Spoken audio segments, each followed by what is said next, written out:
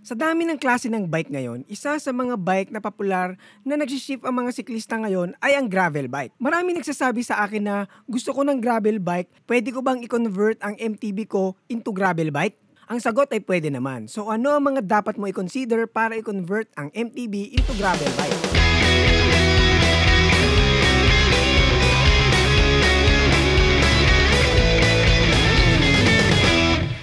Maraming klase ang gravel bike pero magpo-focus tayo sa gravel bike na naka-drop bar. Yung ganito ang itsura. So yung mga ganyang gravel bike na naka-flat bar at yung mga iba pang mga gravel bike type, hindi na natin masyadong tatalakayin. So kumbaga kung magko-convert ka ng MTB to gravel bike na naka-drop bars ang focus natin. So ano yung una mong dapat i-consider?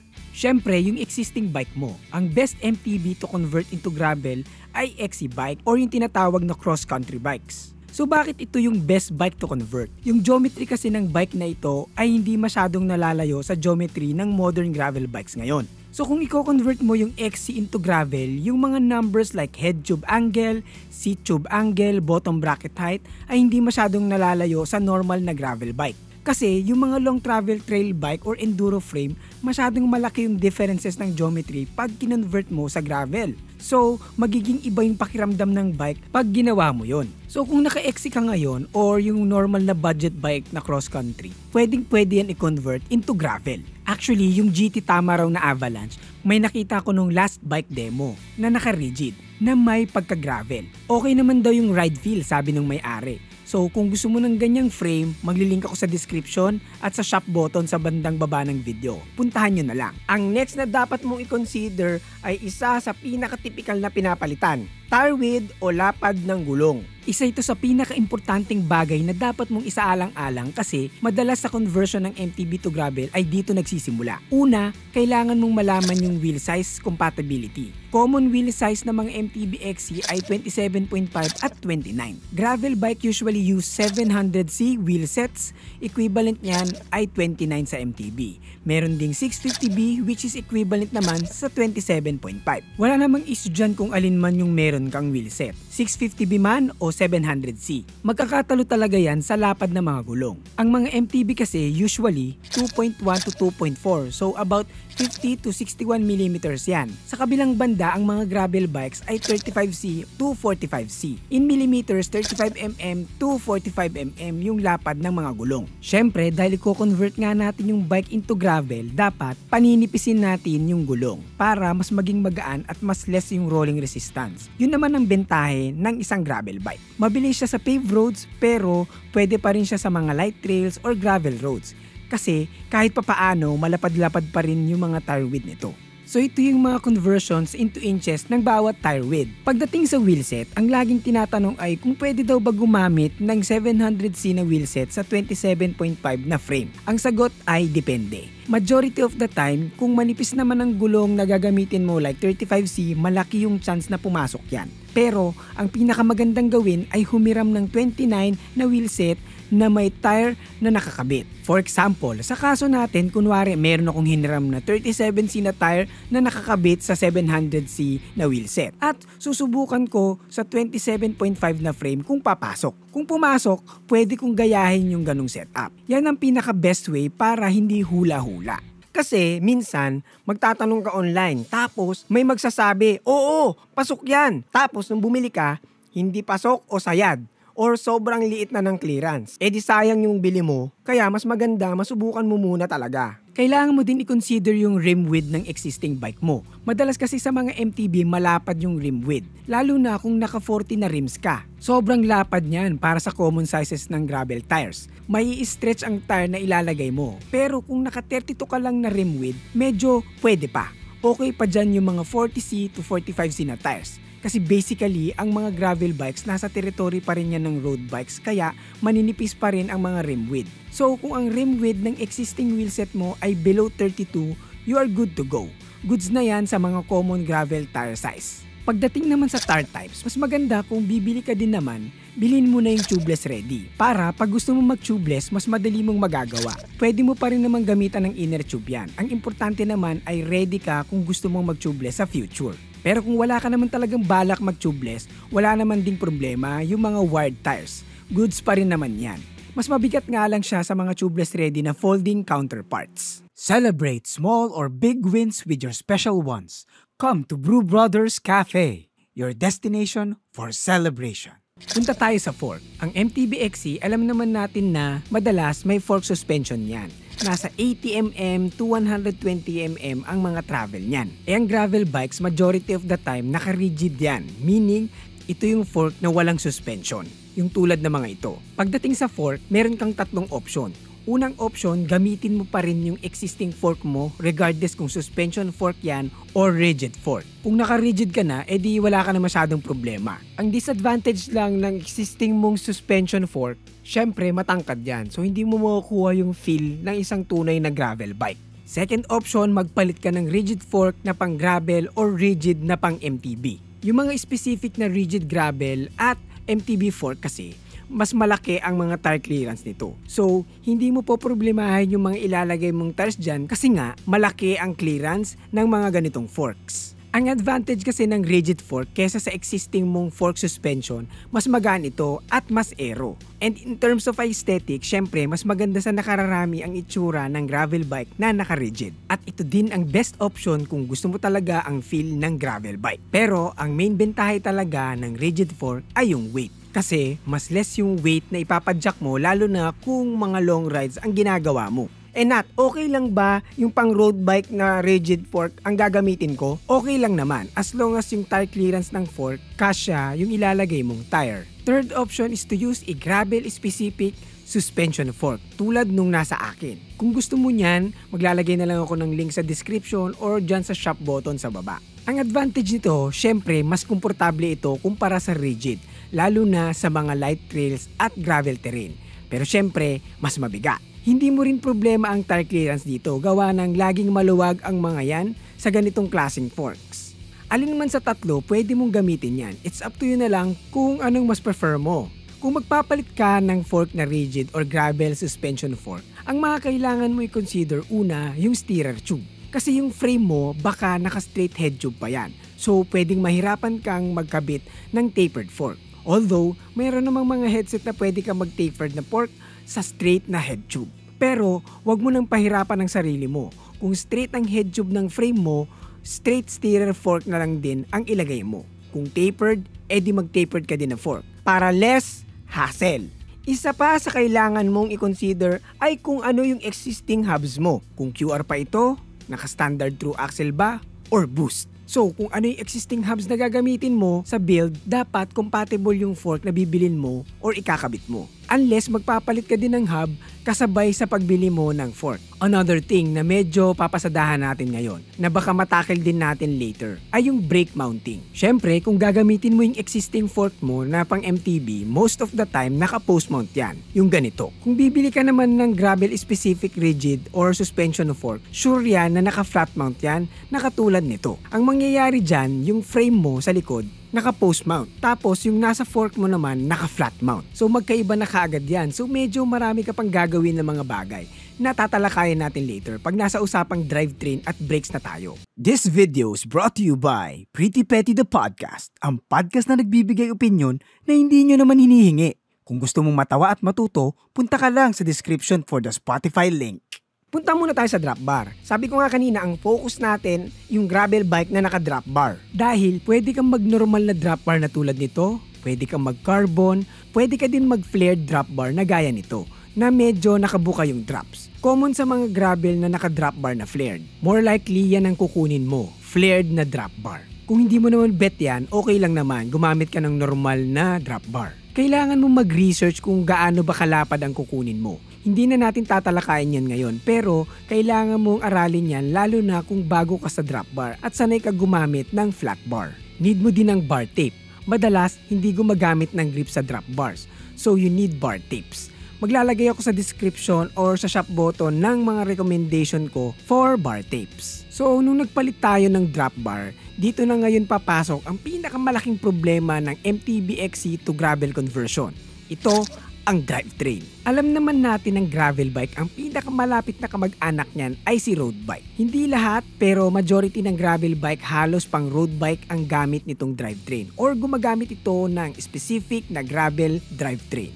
So ibig sabihin yan ay magkaiba ang drivetrain ng MTB at road bike. At dahil nga galing tayo sa MTB XC, syempre ang existing nating drivetrain at brake set, malaki ang chance na hindi compatible yan sa drop bars. Syempre may magko-comment, nauunahan ko na. Nat, pwede ka namang gumamit ng corner bar o kanto bar. Yes, pwede. Pero ang focus nga natin, gravel bike na totoong naka-drop bar.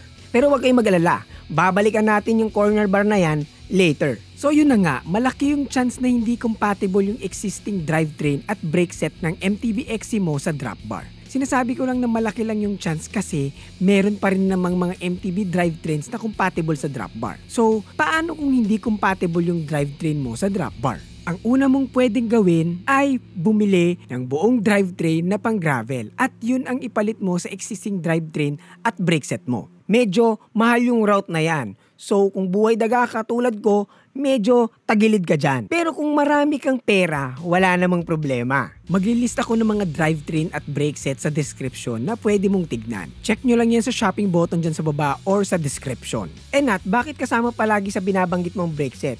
Hindi ba magkahiwalay na bagay yan sa MTB? Yes, magkahiwalay yan sa MTB. Pero sa road at gravel bike, magkasama na yan. Kasi nga, drifters ang gamit ng modern road bikes at gravel bikes. Modern road bikes and gravel bikes ha, malinaw yan. Modern. Drifters meaning brake levers and shifters na pinagsama. Yan ang general term para sa mga yan. Hindi STI. Kasi ang STI, school yun. Charot! Kidding aside, ang STI ay pang Shimano lang kasi ang ibig sabihin niyan ay Shimano Total Integration. Syempre, hindi lang naman Shimano ang brand na gumagawa ng ganyang klaseng levers. Marami yan, kaya ang general term ay drifters. Anyway, so kung magpapalit ka ng buong drivetrain at brakes, ang poproblemahin mo na lang ay yung mounting ng preno. Gawa ng kung nagpalit ka ng rigid fork or gravel specific na suspension fork, malaki ang chance na naka-flat mount na yan. Yung parang ganyan. So, yung bibilin mong drivetrain na pang road bike or gravel, papasok na kagad dyan. Pero syempre, huwag mong kakalimutan na yung likod na mounting ng brakes mo ay post-mount na pang MTB. Pwede kang magkaroon ng compatibility issue dyan kasi madalas flat mount ang mga gravel and road bike specific drivetrains at brakes. Pero huwag kang mag-worry kasi may mga adapter naman na pwede mong bilhin para malagay mo yung mga flat mount na brake caliper sa post mount na frame mo. Madali lang umorder niyan sa Shopee. Maglalagay din ako ng mga link niya sa description or sa shop button. Yan yung mga paraan para ma-eliminate mo yung problema na yan. Kailangan mo lang hanapin yung tamang adapter para sa disc rotor size ng bike mo. Pwede mo din palang maging problema yan sa harap if ever bumili ka ng MTB rigid fork kasi madalas naka-post mount yun. So, kailangan mo din ng adapter kung ganyang fork ang pinalit mo. Ganun din pag hindi mo pinalitan yung fork mo at ginamit mo yung existing suspension fork na pang MTB. Malamang naka-post mount din yan. Kung kakaiba ang brake mounting ng frame at fork mo, kailangan mong hanapan niya ng adapter para makabit mo yung flat mount na brake system. Nat, paano kung ayokong bumili ng buong drivetrain at gusto kong gamitin pa rin yung existing drivetrain ko? Well, pwede naman. Medyo masakit lang sa ulo itong method na ito. Gawa ng kailangan mong aralin at mag-research about sa compatibility ng mga components. Dahil sa MTB nga tayo galing, yung mga drivetrain ng existing bike mo, kailangan mong hanapan ng compatible drifters para dyan. Madalas kasi sa mga drifters pang road bike ang pull ratio. Yung mga road bike at gravel nga na Shimano like yung Claris, Sora, 105s, Dura Ace, GRX na pang gravel, hindi parehas ang pull ratio niyan sa mga MTB drivetrain like Diore, SLX, XT at kung ano-ano pa. Hindi gaganing drifters ng road or gravel ng Shimano sa MTB kahit same brand pa yan. Though yung mga bago nila like Q's, yung MTB drivetrain nila at Q's drop bar drivetrain nila interchangeable na. So parehas na ang pull ratio niyan. Kahit paghalu-haluin mo yung mga Q's na yan, pwede. So magre-research ka talaga dyan kung ano ba talaga yung compatible na drifters para sa existing drivetrain mo. Masakit sa ulo to, maniwala ka sa akin. So bigyan kita ng mga kailangan mong i-consider. Syempre yung speed ng existing drivetrain mo. For example, naka 10 speed ka, dapat pang 10 speed din yung bibilin mo or gagamitin mong drifters. Hindi pwedeng magkaiba. Nat, kung na-match ko na yan, okay na ba yon? Hindi pa din. May isa ka pang dapat i-consider at yun ay yung pull ratio. Ang RD at yung mga shifter may pull ratio yan. Kung magkaiba ang pull ratio ng shifter at RD, hindi yan mag-shift ng tama. Dapat same ang pull ratio niyan para mag-shift ng maayos. So dahil drifters na yung gagamitin natin, dapat yung pull ratio nun ay same ng pull ratio ng MTB RD mo para gumana yan. So katakot-takot na research yan mga beshi cakes, pero may mga well-documented naman dyan. Kailangan mo lang talagang hanapin sa Google. May mga pull ratio converters pa nga like Tanpan, pero wag ka na pumunta sa route na yan. Mahirap bumili niyan eh. So yan yung isa sa mga bagay na dapat i-match mo. So alamin mo yung pull ratio ng existing RD mo at kailangan mong humanap ng drifters na may same pull ratio. Napakaswerte mo na lang kung naka Microshift Advent X ka. Kasi yung MTB at gravel drivetrain yan iisa lang. So may available na shifter yan for flat mounts at drifters naman for drop bars. Kaya yung full suspension ko na GT Zaskar FS na nandito naka Advent X na same nung nakakabit sa gravel bike ko na GT Grade. Magkaiba lang yung shifter kasi pang flat bar yung MTB, tapos drifters yung nasa gravel, pero same RD yan. Ito pa isang problema, hindi mo basta-basta magagamit yung hydraulic brakes mo sa MTB gawa ng integrated na yung brakes sa drifters. Kung hydraulic drifters ang bibilin mo, malamang kasama na yung hose and calipers niyan. Pero may iba na ginagamit pa rin nila yung existing hydraulic calipers ng mga MTB brakes nila. So binibili lang nila yung drifters na walang hose and calipers. Tapos kinakabit lang nila yung hose nun sa drifters. Basta same mineral fluid ang ginagamit ng parehas na system, gagana yan. At syempre, dapat gagamit ka rin ng mga compatible barbs, olives, and fittings. Ang example niyan kung meron kang MT200 na hydraulic brakes. Kukunin mo lang yung calipers nun tapos pagpalagay na nating bumili ka ng Sensa na hydraulic drifters. Pwede mong ikabit yung calipers na pang MT200 sa Sensa na drifters with the right barbs, olives, and fittings. Gagana naman yan. Kasi same mineral fluid naman ang ginagamit niyan. Pero syempre, you have to keep in mind na syempre may differences yan sa performance. Magkaibang brands pa rin yan at may mga difference yan sa pagkakagawa. Ang advantage nito kung hindi ka nang palit ng fork or naka-post mount pa rin yung binili mong rigid fork, compatible na kaagad yung caliper nun kasi dun na nakakabit yun dati. Wala nang adapter unless nagpalit ka ng gravel specific na rigid or suspension fork. Pag ganyan, need mong mag-adapter kasi flat mount yung brake mounting nun. Hindi naman ako naka-hydraulic sa MTB ko, cable pull naman eh. Mas hindi ka mahihirapan kasi maraming drifters na hanggang ngayon cable pull pa rin ang ginagamit. So hindi mo napapalitan yung calipers mo at mas mura pa yung mga drifters na cable pull. Naalala nyo yung corner bar or canto bar na binanggit ko kanina? Yung canto bar na yan para siyang drop bar pero pwedeng mong i-utilize yung mga existing MTB shifters and brake levers. Ang kinagandahan nito, pag ito ang pinili mong route, wala kang papalitang drivetrain or preno kasi pwede mo nang ilagay dyan yung mga pang flat bar na shifter and brake levers. Ang disadvantage niyan, iba nga lang yung pakiramdam niya sa ride kumpara sa totoong drop bar. Kasi iba pa rin ang hoods ng drop bar kumpara sa corner bar or canto bar. Noong nasubukan ko yung hood part ng canto bar, masakit sa kamay eh. Hindi masyadong ergonomic so lagi kang nakahawak sa drops or tops. Unlike sa normal drop bar na komportable yung hoods, tops at drop position. Pero option lang naman yang canto bar. Sabi ko nga, ang primary focus natin na sa video na ito yung naka-drop bar conversion na gravel bike. So yan yung mga basic na dapat mong i-consider pag magko-convert ka ng MTB XC to gravel bike. Pag nagawa mo mga yan, okay na yan. Yung ibang maliliit na bagay like saddles, pedals, preference mo na lang naman yan. Pero ang isang tip ko sa inyo, kung marami ka namang pera, bumili ka na lang ng gravel bike. Naghahanap ka ba ng bagong bike? Meron tayong 500 peso off discount pag bumili ka ng bike or bike frames dito sa website ng RD Cycles. Alam ko madalas free delivery pa sila nationwide. So huwag kalimutan ilagay mo Forever Bike Noob sa checkout para sa 500 peso off discount. Anyway, sana may natutunan kayo sa video na ito. Share nyo na lang sa mga tropa nyo na nagbabalak mag-convert ng MTB nila into gravel bike para may konting guide na sila ng mga dapat nilang i-consider. Ako nga pala si Nat na nagpapaalalang manatiling bike no babambuhay para tuloy-tuloy lang ang pasok ng kaalaman. Paalam!